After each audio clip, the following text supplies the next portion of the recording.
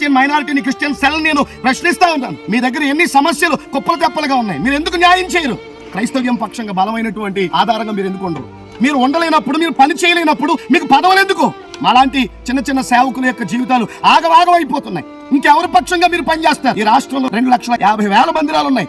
అంతటి ఉన్నతమైనటువంటి పరిచర్య విధానానికి ప్రభుత్వ పక్షంగా నాయకులని చెప్పుకుంటున్నారు కదా.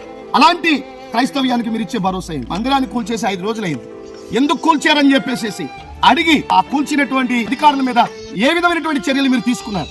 మందిరాలను తగలబెట్టేస్తూ ఉంటే అక్కడికి వెళ్ళరు మీరు. విశాఖలో తగలబెట్టినా, కోనసీమ జిల్లాలో తగలబెట్టినా, గుంటూరులో పడగొట్టినా, ఇంకో చోట పడగొట్టినా, ఇంకో చోట పడగొట్టినా ఎక్కడికి వెళ్ళరు మీరు. కానీ పదవులు మాత్రం చక్కగా హ్యాపీగా అనుభవిస్తూ ఉంటారు. దయచేసి పద్ధతి మార్చుకోవాలి. మీరు పని చేయలేకపోతే పని చేసే వాళ్ళకి ఇవ్వండి, వాళ్ళు చేస్తారు. క్రైస్తవ్యం పక్షంగా వాళ్ళు మాట్లాడతారు, వాళ్ళు కొట్లాడతారు. ఒకవేళ కొట్లాడడానికి, మాట్లాడడానికి మీకు ఏమైనా భయాలు ఉన్నాయా? ఒకవేళ మీకు భయాలుంటే తప్పుకోండి. ఎందుకు నాయకులని చెప్పుకుంటారు?